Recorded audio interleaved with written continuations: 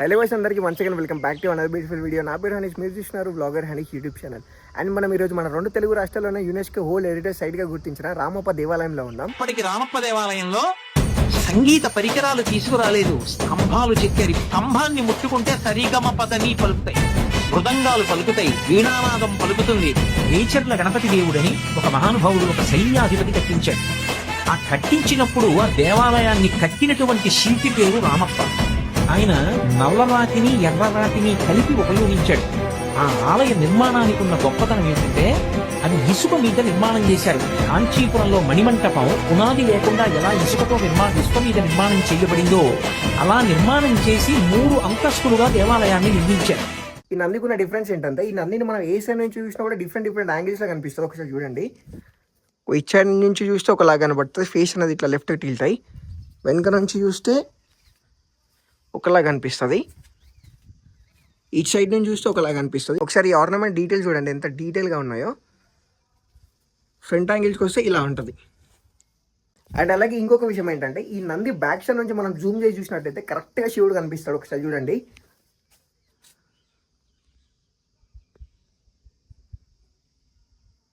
ఇది శివాలయం. ఇక్కడ లోపల లైట్ ఆఫ్ చేసింది కాబట్టి మీకు ఏం సరిగ్గా కనిపించట్లేదు.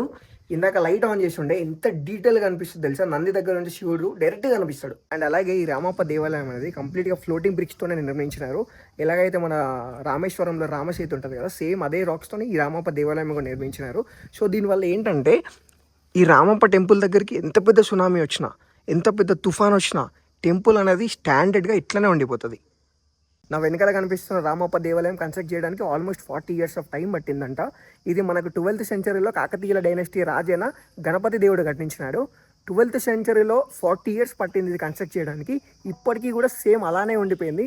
మొత్తం శాండ్బాక్స్ టెక్నాలజీ యూజ్ చేసే కట్టినారు. సో దీనివల్ల ఏమవుతుందంటే, మనకి ఎంత పెద్ద భూకంపం వచ్చినా కూడా టెంపుల్ అనేది ఎటు షేక్ అవ్వకుండా ఇట్లా స్టాండర్డ్గా ఉండిపోతుంది. సో 12th centuryలోనే అంత పెద్ద టెక్నాలజీ యూజ్ చేసి కట్టినారంటే నిజంగా చాలా గ్రేట్ కదా. అప్పట్లో కాకతీయుల వార్ సమయంలో మొఘల్ సామ్రాజ్యం ఏం చేసిందంటే, మన హిందూ దేవాలయాన్ని ఎక్కడ పడితే అక్కడ కంప్లీట్గా డిజాస్టర్ చేసుకుంటూ వచ్చింది. మీకు రామప్ప టెంపుల్లో కనిపిస్తున్నాయి, ఇది కాటేశ్వర టెంపుల్. ఒకసారి దాని పరిస్థితి చూడండి ఎలా ఉందో. ఇది కాటేశ్వర టెంపుల్. ఇది ఎగ్జాక్ట్గా ఈ టెంపుల్ 1991లో చూడండి ఎలా ఉందో. ఇలా ఉంది దాని పరిస్థితి.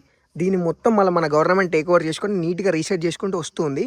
మీకు ఇక్కడ కనిపిస్తున్న రామప్ప దేవాలయం ముందు ఉన్న నంది కూడా మొత్తం కంప్లీట్గా ఖరాబ్ చేసేసినారు అప్పుడున్న మొఘల్ సామ్రాజ్యం. దాని తర్వాత మళ్ళీ మన గవర్నమెంట్ టేక్ ఓవర్ చేసి నీట్గా కన్స్ట్రక్ట్ చేసింది. ఇక్కడ చూడండి అసలు నందే లేదు, ఎలా అయిపోయిందో చూడండి.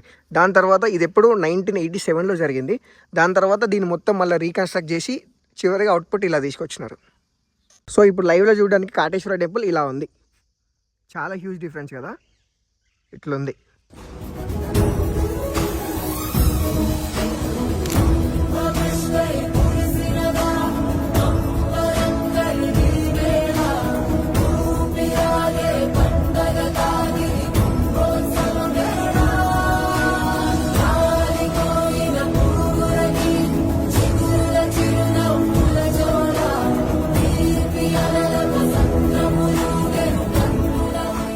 సో గైస్, ఈ వీడియో కదనమాట. ఐ హోప్ ఈ వీడియో మీకు చాలా ఇంట్రెస్టింగ్గానే అనిపించింది అనుకుంటున్నా. ఈ వీడియో మీకు ఏమాత్రం ఇంట్రెస్టింగ్ అనిపించినా ఖచ్చితంగా మా ఛానల్ సబ్స్క్రైబ్ చేసుకొని పెట్టుకోండి. మనం మరొక వీడియోలో మళ్ళీ కలుసుకుందాం.